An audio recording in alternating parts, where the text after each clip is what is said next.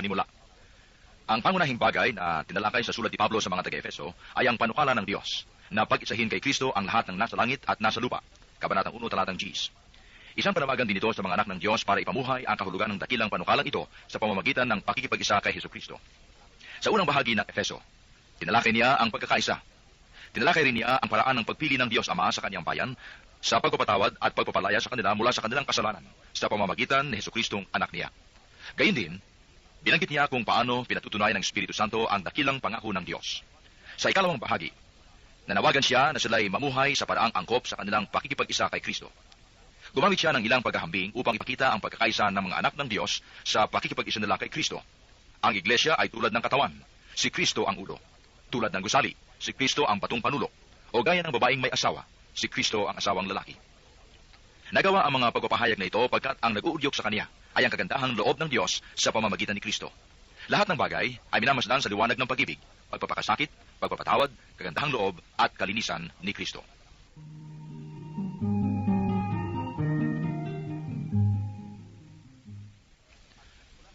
Kabanatang 1. Mula kay Pablo na naging apostol ni Kristo Jesus ayon sa kalooban ng Diyos, sa mga kapatid na nasa Efeso at tapat na namumuhay kay Kristo Jesus, sumainyo nawa ang pagpapala at kapayapaan mula sa Diyos na ating Ama at sa Panginoong Hesukristo.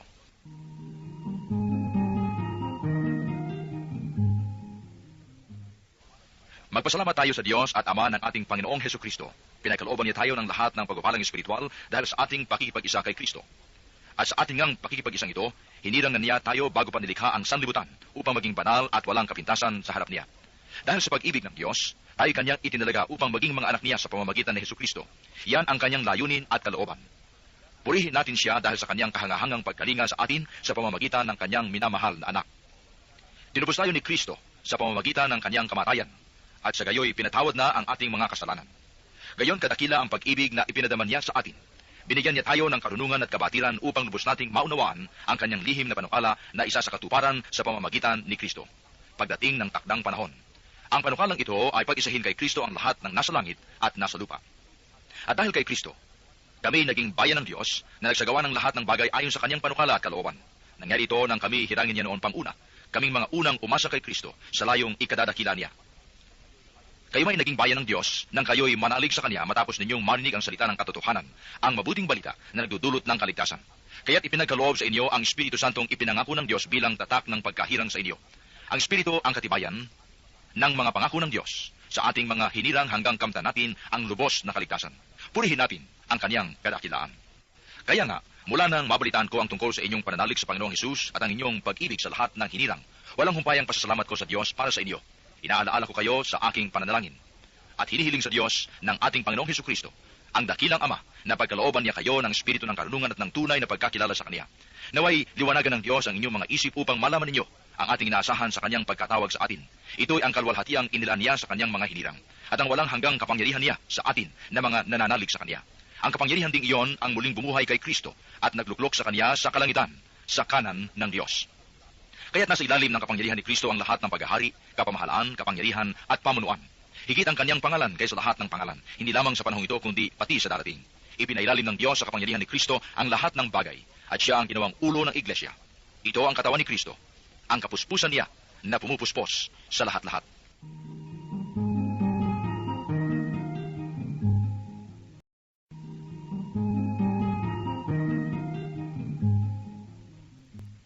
Kabanatang 2. Noong unay mga patay kayo dahil sa inyong pagsuway at mga kasalanan. Sinunod ninyo noon ang masamang takbo ng sanglibutan ito at napailalim kayo sa prinsipe ng kasamaan, ang espiritong nagahari sa mga taong suwail. Dati, tayo'y kabilang sa mga ito, namuhay ayon sa pitan ng laman at sinunod ang masamang hilig ng katawan at pag-iisip. Kaya't sa ating likas na kalagayan, kabilang tayo sa mga taong kinapupuotan ng Diyos. Subalit, napakasagana ang habag ng Diyos at napakadakilang pag-ibig na iniukol niya sa atin. Tayo binuhay niya kay Kristo kahit taong tayo'y mga patay pa dahil sa ating pagsuway. Naligtas nga kayo dahil sa kanyang kagandahang loob. Dahil sa ating pakikipag-isa kay Kristo Jesus, tayo muling binuhay na kasama niya at pinaupong kasama niya sa kalangitan. Ginawa niya ito upang sa darating na mga panahon ay maipakita niya ang di masukat na kasaganaan ng kanyang kagandahang loob sa atin sa pamamagitan ni Kristo Jesus. Dahil sa kagandahang loob ng Diyos ay naligtas kayo sa pamamagitan ng inyong pananalig kay Kristo. At ang kaligtasan ito ay kaloob ng Diyos, hindi mula sa inyo. Hindi ito dahil sa inyong mga gawa, kaya't walang dapat ipagmalaki ang sinuman. Tayo kanyang nilalang, nilikha sa pamamagitan ni Kristo Jesus upang iukol natin ang ating buhay sa paggawa ng mabuti na itinalaga na ng Diyos para sa atin noon pa mang una. Kaya't alalahanin ninyo ang inyong dating kalagayan. Kayo'y ipinanganak na mga hintil at tinatawag na dituli ng mga Hudyo. Ang mga Hudyo ay tinatawag na tuli ayon sa ginagawa nila sa kanilang katawan. Alalahanin ninyo na noong panahong iyon, hiwalay kayo kay Kristo, hindi kabilang sa bayang Israel at di saklaw na mga ipang nasasalig sa mga pangako ng Diyos. Nooy nabubuhay kayong walang pag-asa at walang Diyos. Ngunit ngayon, dahil sa inyong pakikipag-isa kay Kristo Jesus, kayong dating nasa malayo ay nailapit sa pamamagitan ng kanyang kamatayan. Pinagkasundo niya tayo. Kaming mga Hudyo at kayong mga hintil ay kanyang pinag-isa. Sa pamamagitan ng kanyang katawan, pinawi niya ang alitan na parang pader na naghihiwalay sa atin. Pinawalang bisa niya ang kautusang pawang mga utos at tuntunin upang pag-isahin sa kanya ang dalawang bayan at maghari ang kapayapaan. Sa pamamagitan ng kanyang kamatayan sa krus, winakasan niya ang alitan ng dalawang bayan, kapwa pinapanumbalik sa Diyos at pinagbuklod sa iisang katawan. Naparito si Kristo at ipinangaral sa lahat ang mabuting balita ng kapayapaan sa inyong mga hintil na malayo sa Diyos at sa mga Hudyo na malapit sa Kanya. Dahil kay Kristo, tayo'y kapwa makalalapit sa Ama sa pamamagitan ng Espiritu. Sa makatwid, hindi na kayo dayuhan o taga-ibang bansa, kundi kababayan na mga hinirang ng Diyos at kabilang sa kanyang sambahayan. Kayo'y itinayo rin sa saligan ng mga apostol at mga propeta na ang batong panulukan ay si Kristo Jesus at sa pamamagitan niya, nagkakaugnay-ugnay ang bawat bahagi ng gusali at nagiging isang templong banal. Dahil din sa inyong pakikipag-isa sa Kanya, kayo may kasama nilang naging bahagi ng tahanan ng Diyos sa pamamagitan ng Espiritu.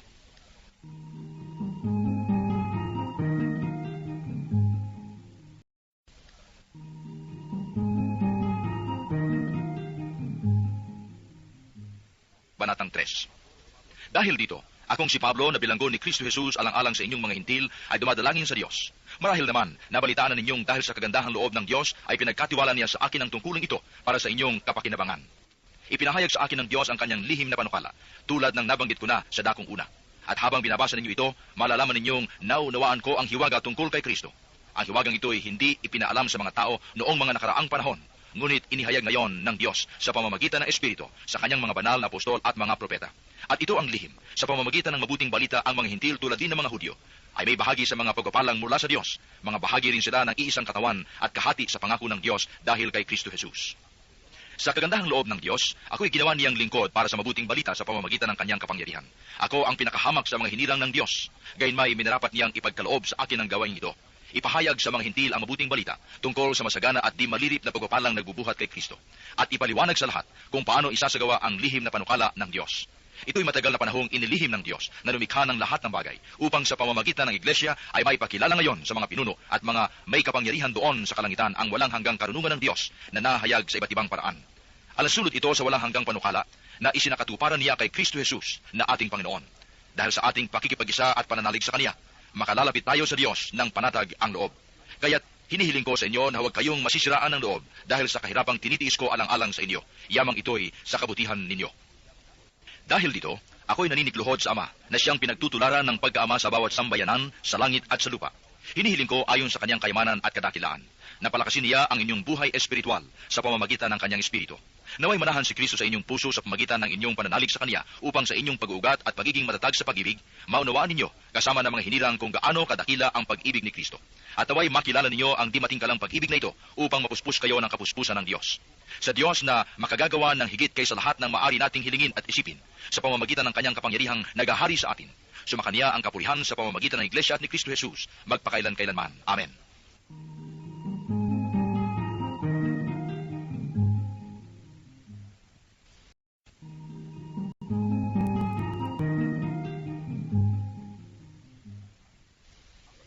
Kabanatang 4. Kaya't ako na isang bilanggo dahil sa Panginoon ay namamanhik sa inyo na mamuhay kayo gaya ng nararapat sa mga tinawag ng Diyos. Kayo'y maging mapagpakumbaba, mabait at matiyaga. Magmahalan kayo at magpaumanhinan. Pag sumakita ninyong mapanatili ang pagkakaisang mula sa Espiritu sa pamamagitan ng buklod ng kapayapaan, iisa lamang ang katawan at iisa rin ang Espiritu. Gayon din naman, iisa lamang ang pag-asa ninyong lahat, dulot ng pagkatawag sa inyo ng Diyos. May isa lamang Panginoon, isang pananampalataya at isang bautismo, isang Diyos at Ama nating lahat. Siya ay higit sa lahat, gumagawa sa lahat, at sumasa lahat. Ang bawat isa sa atin binigyan ng tanging kaloob ayon sa sukat na ibinigay ni Kristo. Ganito ang sinasabi ng kasulatan. Nang umakyat siya sa kalangitan, nagdala siya ng maraming bihag at nagbigay ng mga kaloob sa tao. Ano ang ibig sabihin ng umakyat siya? Ang ibig sabihin niyan ay bumaba muna siya rito sa lupa. Ang bumaba ay siya rin namang umakyat sa kaitaasan, sa kabila ng mga langit upang malaganapan ng kanyang kapangyarihan ang kalahat-lahatan. At ang iba'y ginawang apostol, ang iba'y propeta, ang iba'y ebanghilista, ang iba'y pastor at guro. Ginawa niya ito upang ihanda sa paglilingkod ang lahat ng hinirang sa ikauunlad ng kanyang iglesia.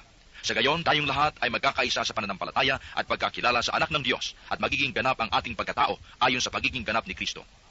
Hindi na tayo matutulad sa mga batang nadadala ng bawat aral, parang sasakyang dagat na sinisiklot-siklot ng mga alon at tinatangay ng hangin. Hindi na tayo malilinlang ng mga taong ang hangad ay ibulid tayo sa kamalian. Manapay sa pamagitan ng pagsalita ng katotohanan sa diwa ng pag-ibig, magiging ganap tayo kay Kristo na siyang ulo. Sa pamamagitan niya ay nabubuo ang katawan mula sa mga bahaging pinag-ugnay-ugnay ng kasukasuan. At kung maayos na gumaganap ang tungkulin ang bawat bahagi, ang buong katawan ay lalaki at lalakas sa pamamagitan ng pag-ibig. Sa ngalan ng Panginoon, ito ang sinasabi ko't iginigiit. Huwag na kayong mamuhay na gaya ng mga hintil. Walang kabuluhan ang kanilang iniisip at wala silang pangunawa. Dahil sa kanilang kamangmangan at katigasan ng ulo, wala silang bahagi sa buhay na kaloob ng Diyos. Sila'y nagumon sa kahalayan at walang kahiyan kauntiman. Wala na silang inaatupag kundi pawang kalaswaan. Hindi ganyan ang natutuhan ninyo kay Kristo. Kung talagang pinakinggan ninyo ang aral niya at naturuan kayo ng katotohanan na kay Kristo. Iwanan ninyo ang dating pamumuhay. Hubarin na ninyo ang inyong dating pagkatao na napapahamak dahil sa masasamang pita. Magbago na kayo ng diwa at pag-iisip. At ang dapat makita sa inyo ay ang bagong pagkatao na nilikhang kalarawan ng Diyos, kalarawan ng kanyang katwiran at kabanalan. Dahil dito, itakwila ng bawat isa ang kasinungalingan at lahat ay magsalita ng katotohanan sa kanyang kapatid, sapagkat tayo'y bahagi ng iisang katawan. Kung magagalit man kayo, iwasan ninyong kayo'y magkasala. Agad ninyong pawiin sa kalooban ang galit. Huwag ninyong bigyan ng pagkakataon ng diablo. Ang magnanakaw ay huwag nang magnakaw, sa halip magtrabaho siya at gamitin ang kanyang kamay sa anumang gawaing marangal upang maitulong sa mga nangangailangan. Huwag kayong gumamit ng masamang pananalita. Sikaping lagi na ang pangusap ninyo ay yaong makabubuti at angkop sa pagkakataon upang pakinabangan ng makaririnig. At huwag ninyong dulutan ng pighati ang Espiritu Santo, sapagkat ito ang tatak ng Diyos sa inyo, ang katibayan ng inyong katubusan pagdating ng takdang araw. Alisin na ninyo ang lahat ng sama ng loob, galit at puot.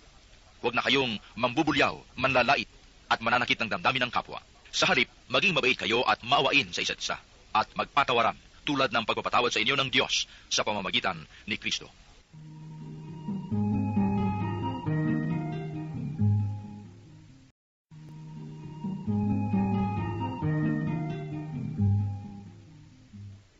Kabanatang 5. Yamang kayo'y mga anak na minamahal ng Diyos. Tularan ninyo siya. Mamuhay kayong puspos ng pag-ibig tulad ni Kristo. Dahil sa pag-ibig sa atin, inihandog niya ang kanyang buhay bilang mahalimuyak na hain sa Diyos. Kayo'y mga hinirang ng Diyos, kaya't hindi dapat mabanggit man lamang sa inyong usapan ang anumang uri ng pakikiapid, karumihan o pag-iimbot. Gayun din ang anumang malaswa o walang kabuluhang usapan at pagbibirong di nararapat. Sa halip, magpasalamat kayo sa Diyos. Alam ninyo na walang bahagi sa kaharian ni Kristo at ng Diyos ang taong mapakiapid, mahalay o mapag-imbot, sapagkat ang pag-imbot ay pagsamba sa Diyos-Diyusan. Huwag kayong padaya kanino man sa pamagitan ng mga pangatwirang walang kabuluhan, sapagkat dahil sa mga gawang iyon, ang Diyos ay napupuot sa mga suwail. Kaya't huwag kayong makikisangkot sa kanila. Dati, nasa kadiliman kayo, ngunit kayo'y nasa liwanag sapagkat kayo'y sa Panginoon. Mamuhay kayo gaya ng nararapat sa mga taong naliwanagan, sapagkat ang ibinubunga ng pamumuhay sa liwanag ay pawang mabuti, matuwid at totoo. Pag-aralan ninyo kung ano ang kalugod-lugod sa Panginoon. Huwag kayong makikisama sa mga taong gumagawa ng mga bagay na walang ibinubungang kabutihan, mga bagay na dulot ng kadiliman. Sa halip ay ilantad ninyo sila at ang kanilang mga gawa, sapagkat kahiyahiyang banggitin man lamang ang mga bagay na ginagawa nila ng lihim. Ang lahat ng nalalantad ay naliliwanagan, at ang naliwanagan ay nagiging liwanag. Kaya't sinasabi, gumising ka, ikaw na natutulog. Magbangon ka mula sa mga patay at liliwanagan ka ni Kristo.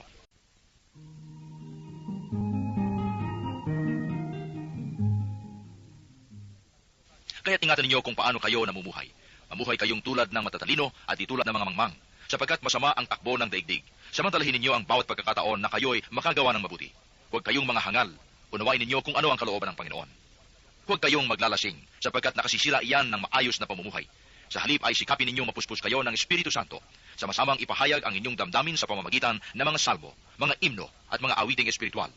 Buong puso kayong umawit at magpuri sa Panginoon. Lagi kayong magpasalamat sa Diyos at Ama dahil sa lahat ng bagay sa pangalan ng ating Panginoong Hesukristo.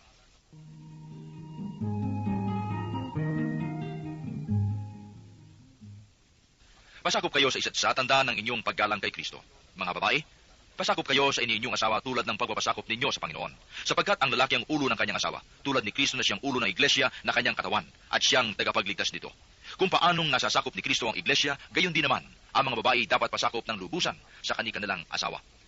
Mga lalaki, Ibigin ninyo ang inyong asawa gaya ng pag-ibig ni Kristo sa iglesia. Inihandog niya ang kanyang buhay para rito upang ang iglesia italaga sa Diyos matapos linisin sa pamamagitan ng tubig at ng salita. Ginawa niya ito upang maiharap sa kanyang sarili ang iglesia, malilag, banal, walang batik at walang anumang dungis o kulubot. Dapat mahalin ng mga lalaki ang kanilang asawa tulad ng sarili nilang katawan. Ang lalaking nagmamahal sa kanyang asawa ay nagmamahal sa kanyang sarili. Walang taong namumuhi sa sarili niyang katawan, bagkus ito'y pinakakain at inaalagaan gaya ng ginagawa ni Kristo sa iglesia. Tayo'y mga bahagi ng kanyang katawan. Dahil dito, iiwan ng lalaki ang kanyang ama't ina at magsasama sila ng kanyang asawa at sila'y magiging isa. Isang dakilang katotohanan ang inihahayag nito. Ang kaugnayan ni Kristo sa iglesia ang tinutukoy ko. Subalit ito'y tumutukoy rin sa bawat isa sa inyo. Mga lalaki, mahalin ninyo ang inyong asawa gaya ng inyong sarili. Mga babae, igalang ninyo ang inyong asawa.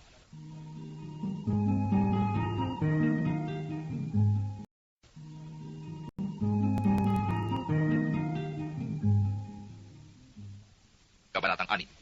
Mga anak, sundin ninyo ang inyong magulang alang-alang sa Panginoon sapagkat ito ang mo ang iyong ama at ina. Ito ang unang utos na may kalakip na pangako. Ganito ang pangako, ikaw ay giginhawa at lalawig ang iyong buhay rito sa lupa. Mga magulang, huwag ninyong ibuyo sa panghimagsik laban sa inyo ang inyong anak dahil sa malabis ninyong kahigpitan. Sa halip, palakihin sila sa tuntunin at aral ng Panginoon.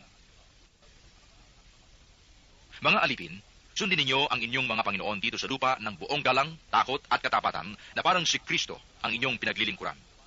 May nakakikita man o wala, ganyan ang gawin ninyo, hindi upang magbigay lugod sa mga tao, kundi dahil sa kayo'y lingkod ni Kristo at kusang loob na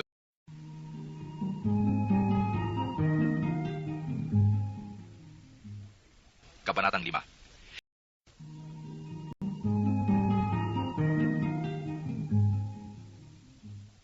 Kabanatang 6. Mga anak, sundin ninyo ang inyong magulang alang-alang sa Panginoon sapagkat ito ang nararapat. Igalang mo ang iyong ama at ina. Ito ang unang utos na may kalakip na pangako. Ganito ang pangako, ikaw ay giginhawa at lalawig ang iyong buhay rito sa lupa. Mga magulang, huwag ninyong ibuyo sa panghimagsik laban sa inyo ang inyong anak dahil sa malabis ninyong kahigpitan. Sa halip, palakihin sila sa tuntunin at aral ng Panginoon. Mga alipin, sundin ninyo ang inyong mga Panginoon dito sa lupa ng buong galang, takot at katapatan na parang si Kristo ang inyong pinaglilingkuran. May nakakikita man o wala, ganyan ang gawin ninyo, hindi upang magbigay lugod sa mga tao, kundi dahil sa kayo'y lingkod ni Kristo at kusang loob na gumaganap ng kalooban ng Diyos. Maglingkod kayo ng may mabuting kalooban, na parang sa Panginoon kayo naglilingkod at hindi sa mga tao lamang. Sapagkat alam ninyong gagantihin ng Panginoon ang bawat mabuting gawa ninuman, alipin man o malaya. Mga Panginoon, maging mabuti kayo sa inyong mga alipin at huwag silang pagbantaan, sapagkat alam ninyong kayo'y parehong alipin ng iisang Panginoon na nasa langit at walang itinatangi.